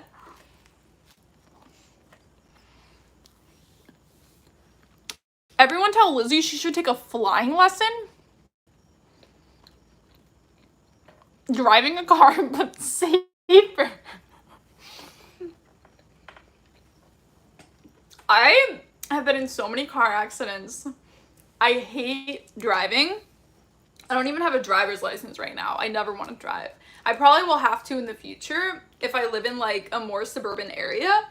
But yeah. So saying that it's just like driving is not a positive thing for me. It looks like a brownie. Really? This looks like a brownie? It'd be like a gigantic brownie piece. Horror films and Catholicism. I don't really like horror films. It really scares me. You look dope. Thank you. I've been really practicing my winged eyeliner. I think I'm gonna do it every day just so I can get good at it. Because I was filming yesterday and I was trying to do my winged eyeliner, and I did it like 10 times to get it even. And I was like, I just need to practice more. Because if I just do it once a week to film, or once a month when I want to do that to film, it's gonna take forever. So I'm gonna get better at it. Travis, hi, how are you? Paris says, I love scary movies, my fave. All have nightmares. A Vibe Guy Dragon, I can't do eyeliner to save my life, it's so bad. But like, winged eyeliner was kind of a trend when I was in like college, but then it stopped being a trend for like 5 years. So now that it's becoming a trend again, it's just like I have no practice at it. Okay. Who did your nails? I just got them done at a salon, so. Yellow. My nails last time were yellow too. Oh no, I did purple. I did yellow, purple, yellow, which is super weird because for the past like 3 years, my nails are blue, then pink, blue, then pink. So now I've like been adapting different colors. Maybe I'll go orange next time. And do you know that Jonathan, the actor who plays Jesus in The Chosen, just met Pope Francis in the Vatican? What? That's so cool. He's Catholic. The creator of the series also met Pope, even though he's Protestant. Oh, really? I thought it was a Catholic show because all of you guys are obsessed with it. But they're not heretical? Like, that really surprises me that it's a Protestant production and there's nothing heretical in it. Carbs are so bad, but so good. No, they're not bad at all. Every single cell in the human body runs on glucose, which your body converts from carbohydrates. So you have to eat carbohydrates. And just make sure that they're whole grain. So you have to eat brown rice rather than white rice. When you get noodles to make pasta with, get whole grain noodles. Make sure there's like 4, 5, 6 grams of fiber in them. So the types of noodles I get for pasta are made of brown rice, but as long as it's whole grain, it can be made from different things. And then when you get bread, make sure there's 4 to 5 grams of fiber in it. So I really like Dave's bread and Ezekiel bread. They have a lot of fiber in them. Also tortillas, I have a lot. The Trader Joe's whole grain tortillas have like 5 grams of fiber. And then fruits and vegetables are carbohydrates as well. And so I eat a high carb diet. I'm super skinny. I mean, I'm curvy as well. But I've never had a problem with weight at all. I've always stayed the same size. Most of my life, like back in high school and college, up until I was like 24, I ate like 3,000 calories a day of a high carb diet, and I maintained my body. So I think it's an amazing, amazing way to be healthy, to lose weight if you're overweight, and to look hot. So I definitely recommend a high carb diet. Okay. And Cami says, what are your thoughts on the paleo diet? Very against it. Just like this idea, like even if we can prove that like our ancestors ate this type of diet, that doesn't mean that it's the best diet.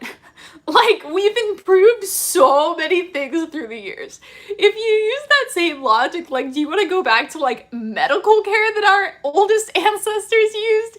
You know what I mean? Like we made so many improvements in society. We have so much more research on how nutrition works. So just that argument being the reason for it makes no sense. And I honestly think that a lot of these diets like keto, paleo, they will cause eating disorders in a lot of people because you're depriving the body of its primary fuel source. So, and then meat has been proven to cause so many diseases.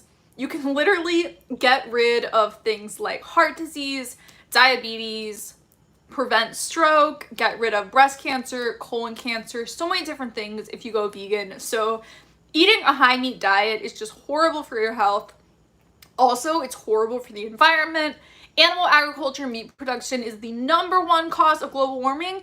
And so we're literally relying on these horrible, greedy corporations and our corrupt government to prevent climate change from continuing to ruin the earth. And we can't trust them to fix the problem. It depends on us individually reducing the amount of meat we eat. Like, our country is going to be, our world is going to be horrible in the next few decades if we don't stop eating meat. And I know a lot of people don't want to go fully vegan, so just like go vegetarian every other day or something. But seriously, we need to get going on this. The new UN report that came out is so scary, and it's so sad, and we have the power to fix this by eating less meat. Paris, your jewelry is dope too. Thank you so much. Corey, Protestant here. Really enjoying the depth of Catholicism and the order and logic of it. Realizing 100% of what is said against it is a lie. Jesus has preserved his church. Oh, you should definitely become Catholic. We'd be so happy to have you. That was one of the most compelling things for me. Just realizing that the list of reasons why Catholicism could never be true, all of these things were just stereotypes, and it was wrong. And I was so angry back in 2017 when I started learning what the church actually teaches. And it's like I've been brainwashed my whole life. Like, I do not say that lightly, but it was just by my churches, my pastors, youth ministers, in public school where I went to in South Florida. We were taught all these lies about the Catholic Church, and it's just like astounding looking back at things that can be like easily researched, but you're not even willing to research it because these horrible things, it's like, why would you even 1% believe that's true? So there's a quote that so many Catholics love by this guy named Archbishop Fulton Sheen, and he says, there are not 100 people in the US who hate the Catholic Church, but there are millions who hate what they wrongly perceive the Catholic Church to be. So when I was becoming Catholic and posting my videos and everything where people thought I would be Catholic with my changing theology, people would comment that quote in the video comments so much.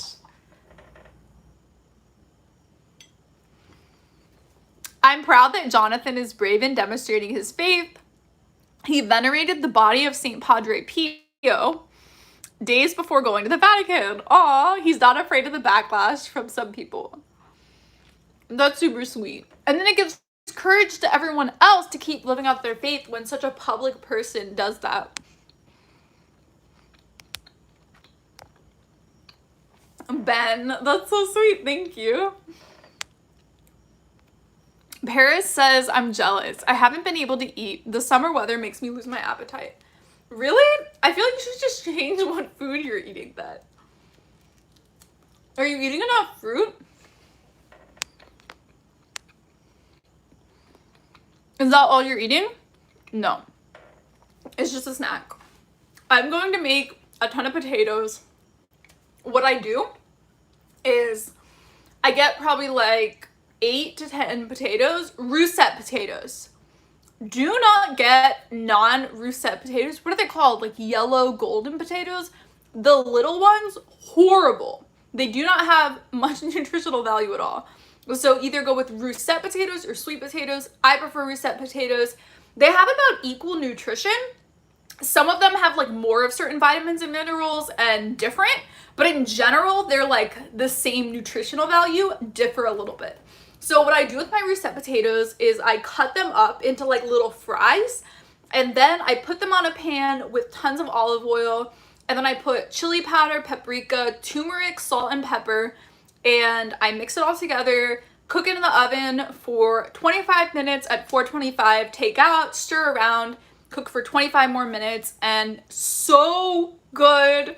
So many fries. I like my homemade fries more than any other fries at any restaurant I've been to. So, love potatoes. Diana says, Lizzie, I could never go vegan. So many people say that and then become vegan. I think I'm legit the complete opposite of a vegan. I eat 0 vegetables. They make me physically ill. I get nauseous just smelling or looking at them. Then eat fruits. And I don't know, like, I understand that some people don't like certain foods, but you really have to think about your health long term. Like, do you want to die at 50 from a heart attack, or do you want to like live until you're 80 and be able to know your grandchildren? You know, like you have to think about it from a long-term perspective. And vegans live on average 15 years longer than non-vegans. So it's just up to you however long you want to live. Like, do you want to cause so much emotional damage in your children by dying young from something that's completely preventable if you just would have eaten healthy? So the thing too about veganism is there are like hundreds of vegan diets. There are so many foods that are vegan, and so if you hate a certain food group, you don't have to eat it. Like a lot of things that vegan eats, here are some examples. Lentils, kidney beans, garbanzo beans, black beans, quinoa, brown rice, pasta, tomato sauce. There are so many like fake meat products that you might like. There are tofurkey sausages, Gardein, so many products from Gardein, Morningstar, ground beef crumbles, Beyond Burger, Impossible Meat, like all of these things that are super healthy. And then fruits as well. So obviously you do need to get some nutrients from vegetables, but there's also like so many different types of vegetables. I think becoming vegan, you just like realize that there's so many food groups that you like didn't even know existed. Like there's so many vegan foods that are like I never heard of before, but like every vegan is obsessed with. Okay. Diana says, I literally don't eat any beans. I would starve to death. I'm the pickiest eater ever. Eat potatoes and lentils. Yeah, but I honestly think you just need to start eating healthy food because it's going to really harm your health long term. And so like in 30, 40 years, you're going to look back and like super regret not just like forcing yourself to eat healthy. And one thing too is that taste buds change. A lot of people don't realize this, but this is just one example. It might not apply to like your food problems, but if you do not eat processed sugar for 1 week, it resets your sugar receptors. And then if you eat fruits like banana, apple, peach, it tastes so sweet if you just like cut out processed sugar for a week. And so I think food, what you like to eat, can completely change through the years. Like, I hated rice growing up so much. And now I eat rice like every other day and I'm obsessed with it. So just be open-minded. You could change what you want to eat. Emma says, I'm eating spicy vegetable soup right now. Vegan and delicious. Paris says, true. I used to hate tomatoes and avocados and now I love them. Yes, I hated avocados my entire life. And then when I moved to California for college, I started loving them. Hummus. Hummus is vegan. So you can think about that. You can literally eat chips and hummus as a snack. And look into fruits as well. So many vegans eat a high fruit diet. And then if you do need to get minerals, there are seeds and nuts you can eat that can get a lot of those. But also you do need to take supplements. Like, most vegans take supplements because we need B12. And there are B12 sources in veganism. Like, a lot of the fake meat, a lot of the fake milk, they have B12 supplement in it. And then there's something else called nutritional yeast that a lot of vegans cook with that has B12. But I take a multivitamin every day to make sure I'm getting all my vitamins and minerals. So that could be really important for you. Paris, you have to try Panera's broccoli cheddar mac and cheese. It's bomb. Is that vegan? Cheese is not allowed. Okay. Sewing, not dowing. Emma, eating vegan can open your eyes to spices and sauces to create flavor instead of relying on meat and cheese. Yeah. Like, I've learned so much how to cook since being vegan. And looking back at how I cooked, it was like so boring. And how we have seasoning down. Okay. Survivor, try Impossible burgers. I actually like black bean burgers more than Impossible. I think, like, when people are first transitioning to veganism, it really helps to eat all the fake meat products. But I feel like the longer people are vegan, the less they want the fake meat.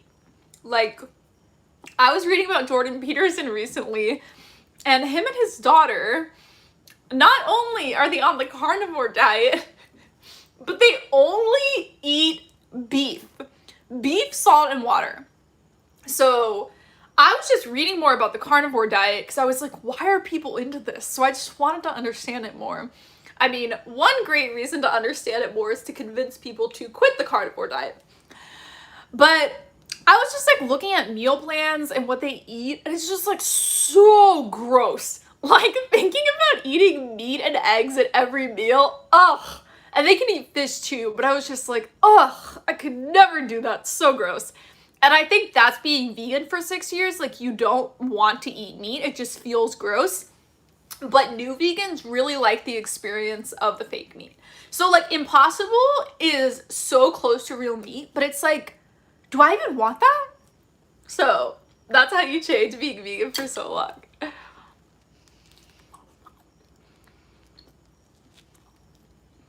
Do they not eat veggies? Yeah, no. The carnivore diet, you don't eat any vegetables or fruit. Only meat, fish, sometimes eggs and cheese. Diana says you're right. I'm 21 and I'm slowly killing myself. I've had binge eating disorder since starting college. I'm obese right now after being average thin my entire life. My mom's death made it worse. Yeah, I totally understand that people are really affected by death and trauma, and that affects eating habits. I'm the opposite, where if I'm going through something really hard, I don't eat, but there's a lot of people when they're going through something really hard who do eat, and that totally makes sense. Even in clinical depression, some people lose a lot of weight, some people gain a lot of weight, depending on how their brain is wired. But absolutely, you can change how you eat. As a vegan for 6 years, there are so many different vegan foods. There's hundreds of diets, and so you should just like try some things that you've never tried before. And seriously, just try different fruit. Paris says, I'm losing weight because of depression. Yeah, it's really hard for me to eat. when I'm in depression. I like super lose my appetite. Chaya, my therapist thinks I have an eating disorder because I eat one giant meal a day and then go the next 24 hours barely eating anything else. Yeah, in the current DSM, there is a diagnosis where it's an eating disorder that doesn't fit any of the eating disorders. So kind of it's like anytime you have certain symptoms, you can be diagnosed as this like other none of the above eating disorder type thing. So that makes sense. But obviously I don't want to make a statement on that because I'm not your therapist. But I think it's really, really cool going to therapy and seeing another person's perspective. And I was talking like 30 minutes ago about my friend who had an eating disorder in college, and she couldn't even admit for like 6 years that she had an eating disorder.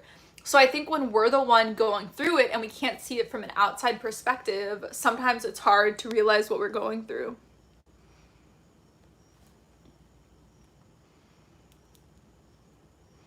Jay says, unpopular comment. Human beings did not invent the first tools and weapons for agriculture. First communities were hunter-gatherers, not farmers. Survivor nerd, I've been vegan for 2 years. Yay! The time flies by so much. It shocks me thinking how long I've been vegan. Okay. Heather, yes, there are Old Testament digs with it where I can think of a couple stories. Okay, I don't know what you guys are talking about. A lot of times you guys are having like side conversations in the comments that I'm unaware of. Okay, Rich says, pescatarian diet I thrived on, but I didn't keep it up. Felt amazing. I want to go back. Yeah, absolutely. It feels so good to cut off meat. Although fish is meat. And I really recommend you guys to watch the Our Planet docu-series. It's on Netflix and it shares so much about animals all around the world, sea life. So if you want to quit eating fish, watch the Our Planet sea version and it'll talk about how the fishing industry has damaged so much. Something else, like all the plastic in the ocean, we're like working so hard on not using plastic straws, but like the vast majority is caused by fishing equipment. So it's really bad for the earth eating fish.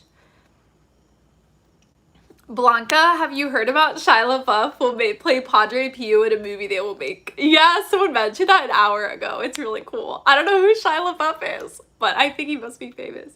Your ring is pretty. Thank you so much. I love it so much. Survivor says, interesting how many vegans would be pro-choice. Yeah. I mean, I was saying this on Twitter when Simone Biles came out as being pro-choice, but I think like 99% of people, I mean, maybe I'm too optimistic about the world, but I think 99% of people, if they saw a video of an abortion, and if they saw a video sharing about the development of a baby, they would be pro-life. People just don't realize how developed the baby is in the womb. And there's a series that Live Action does on their Instagram. Their Instagram is just called Live Action. It's a pro-life organization. And they show videos. They interview people like, what are your thoughts on abortion? And then they show them the abortion video of just a video of how like the baby is pulled out. And they're like shocked. And afterwards they're like, I'm pro-life now. Abortion should never happen. So I also think that there's a lot of contradiction in the way we think of babies, because if someone has a miscarriage, it affects people so much and it's heartbreaking and loss, and that was their baby who's dead now.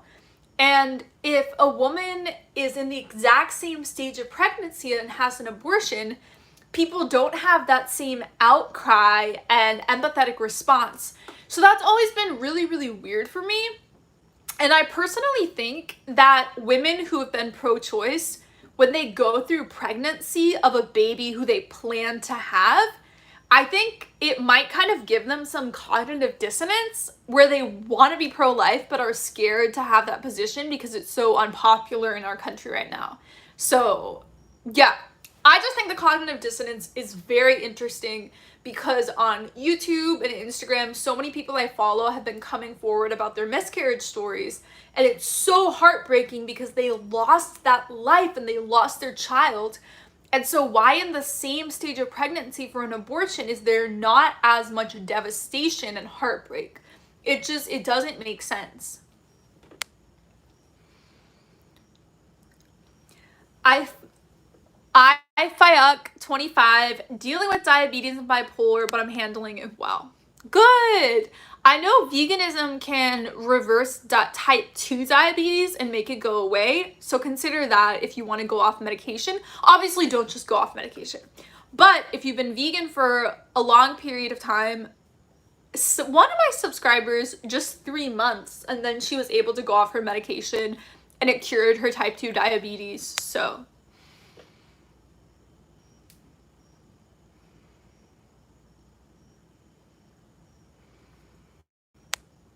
Mimi, Lizzie, we're talking about purity. I was asking about purity rings and necklaces and how you feel about them, good or bad.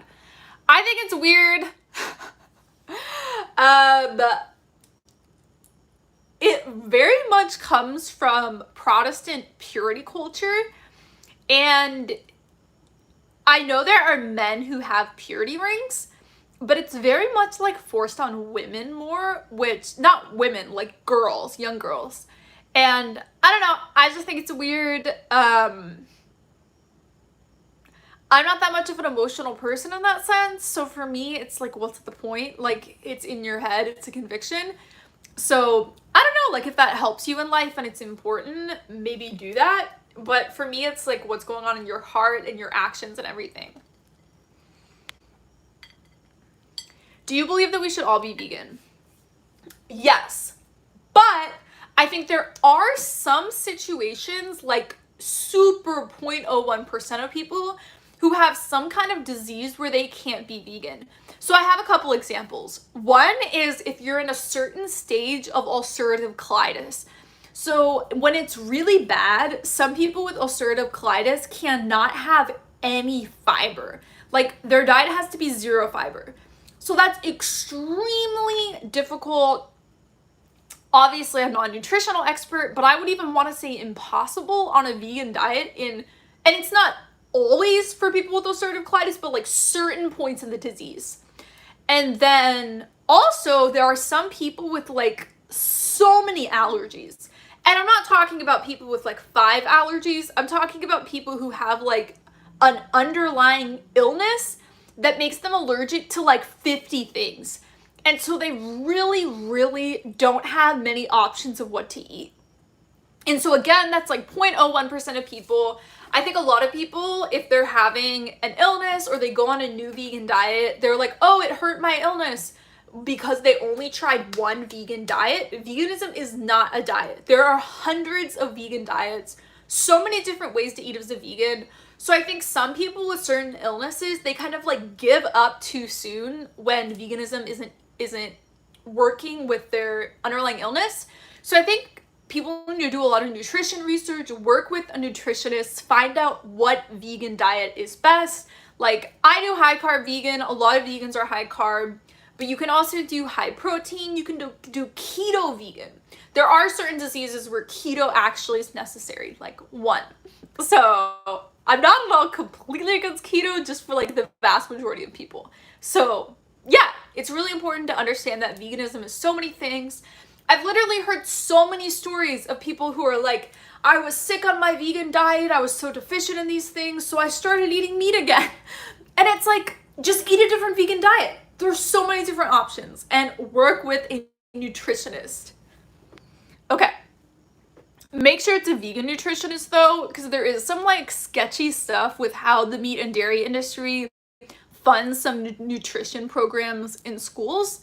And so try to get a vegan nutritionist so they're not like anti-veganism. Google account. Hi Lizzie. Cardinal Raymond Leo Burke has COVID-19 and was put on a ventilator tonight. His Twitter timeline said to pray a rosary for him. That's so sad. It's horrible how many people are being affected by COVID.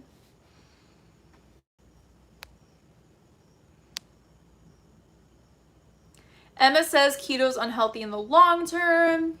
Sky, keto diets can help eat cancer cells. I think it totally depends on what kind of cancer. Obviously, you'd want to do a lot of research into that. I know that a whole foods plant-based diet with a lot of whole grains, high fiber, like brown rice, quinoa, oatmeal, whole grain pasta, 100% whole wheat bread, fruits, vegetables, seeds, nuts, all of those things prevent and reverse breast cancer and colon cancer and some other types of cancer. Those are just like the main ones. And so because there's so many types of cancer, I think you really shouldn't be making statements like keto reverses cancer. Like, it really depends on what cancer. And it's not all cancer that is reversed by veganism. It's just certain types of cancer.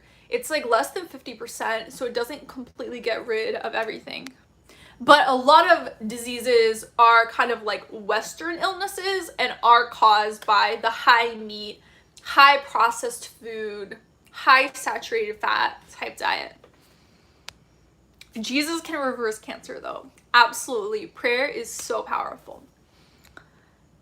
Mimi, see you later, Liz. I got to go. But also, God works through science and medication. So many Catholic priests were super instrumental in the Middle Ages, in genetics, astronomy, so many different types of research in advancing the world. And so God also works through modern science. But something I say a lot is that we should never discount the power of prayer. I think a lot of modern people, we have this idea that we should just science medication, but there really isn't a dichotomy between prayer and medication. Everything should go together. Google account says the Big Bang was thought up by a priest. Yes. Ava says, Lizzie, before I go, one more question. 5 more minutes. It's been 115 minutes and I'm doing my 2 hours, which is 120 minutes. So we're almost done. I'm so excited to go make dinner after this so I can eat more than just a snack. Also, we didn't jail Galileo. I should make an entire video on the Galileo controversy.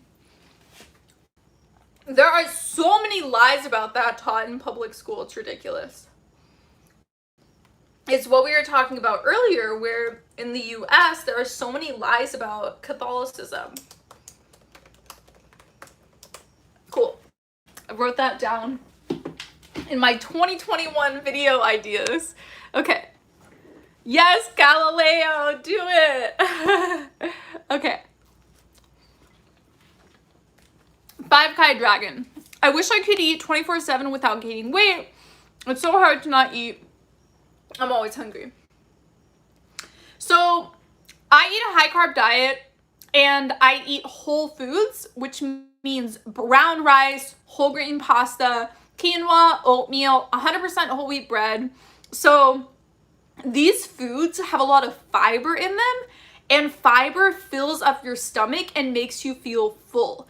So if you're eating a lot of processed food, so like white bread, white noodles, white rice, that's not going to fill you up because it doesn't have fiber in it. So if you're hungry all the time and you're gaining weight, it's probably because you don't have enough fiber in your diet.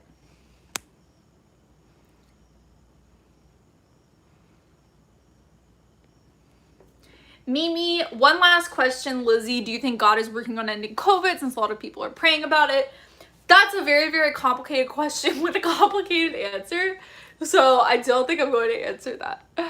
Okay. Do you like tofu? Eva says, yes. I have been getting into tofu the past couple months. For so long, all I did was tofu scramble. I didn't know how to cook tofu. So I did some research into different recipes and I came up with my own. So what I do is I cut the tofu block. I do not do like squishing the tofu block with a towel, with a book. I don't do that. But I cut it up into little pieces. And then I preheat the oven to 400 degrees. I get my cookie sheet. I put the tofu on it. I put olive oil. I do chili powder, paprika, turmeric, salt and pepper. I put loads of spice. Then I mix it with my hands, take off my engagement ring first. Then I put it in the oven on the top rack and I cook it for 25 minutes. Then I take it out, I rearrange the tofu and cook it for another 25 minutes, and it's very crispy. So I make that a lot. I make it with broccoli and brown rice, and it's such an amazing meal. Google account says in Spanish, tofu is sofrita, good in burrito. Is that what sofrita means? Because at Chipotle, they have sofritas, which is like the tofu fake meat option. I never knew that. Ava, can you please answer my question, Lizzie? We only have 40 seconds left. Okay, I'll see you later. Okay. Ava. Okay. I don't know if this is just my scrupulosity making me feel like I sinned by letting her sin. I'm not in control of her sin, though. That's scrupulosity. If something is a sin, it has to be an active choice of something that you did. So if it's like you did something to cause someone else to act, I mean, it totally depends on the situation. Like, what I do is that if I feel guilty about something, and I don't have scrupulosity, I don't have OCD at all. But for me, if I feel guilty about something and I'm like, this could possibly be a mortal sin, I just go to confession anyways. And I go to confession every like 3 to 6 weeks. And so you're already gonna be there anyways. So just confess things that you're unsure about. And of course, it's different if you have OCD and scrupulosity. But for everyone else, it's better to just go to confession and confess it. And if you do have scrupulosity, I highly recommend going on medication for OCD because it's a symptom of a mental illness. And so, yes, you can pray about it and work on it from a spiritual perspective, but ultimately it's genetic and it's just chemicals in your brain where you're not producing enough serotonin. It's probably what's going on. I'm not sure. Don't quote me on that. But yeah, go on medication. It's a symptom of a mental illness. Bonnie says, my uncle told me about Scrupulous Anonymous, a 12-step program. Go on medication, meet with a psychiatrist. If 3 months later you're still dealing with it, and obviously do it at the same time, but seriously, like, it's just a mental illness symptom and it will go away if you get on the right medication. Do you like thrifting? I need to get into it more. We're over 2 hours. Anyways, I'll keep going. So one of my best friends is we're all into environmentalism, sustainability, like my whole friend group. But one of my friends has been educating herself on the fashion industry and how dangerous fast fashion is and like horrible for the environment and sweatshop labor, slave labor, all of that. So I'm trying to buy less clothes from like H&M, Zaful, Shein, like all those companies. So yes, I need to get into thrifting, but I haven't actually been to a thrift store just because I bought enough clothes this year already, so I'm not like needing new clothes, but I will go to a thrift shop the next time I want to. Okay, Paris, girl, you need to come to the band. I'll take you to this huge Goodwill. Okay. Danielle, have a great Sunday tomorrow. You too. I hope you guys have an amazing day at Mass. Happy Assumption of Mary holiday. So exciting. Okay. Google account, have a good Feast of Assumption. Lizzie, bye. Stay close to Mary. The saints have said so much to seek her intercession. She's the fastest and easiest way to Christ. That's a really good way of saying it. She's the fastest and easiest.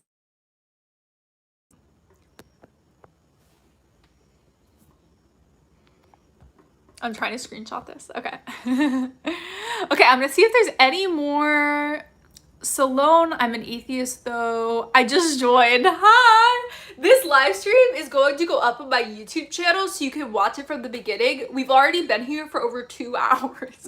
So I have to go make dinner and eat. But there's so many atheists who watch my YouTube videos. There's people of all different religions. So you are totally welcome here to listen and learn, comment, share your perspective. This live stream was more chill. Last Saturday's live stream, there were like a lot of atheists and Protestants who were like, God doesn't exist, like all these like trolling things. But most atheists of my videos don't troll. They're just intellectually engaging with the arguments. But I don't get offended by hate. And honestly, on my YouTube, I get barely any hate compared to other YouTubers. So people get really annoyed when there's like atheists and Protestants like spamming the chat, but I don't get annoyed. Salone says, I respect faith completely. Vanny, thank you for the donation. Have a nice dinner. Good night. Okay, more questions I'm gonna answer. of Edzella Goner. Are you a vegan for the sole reason of environment or health, or do you have an argument as to why we should all be vegan, like a moral one?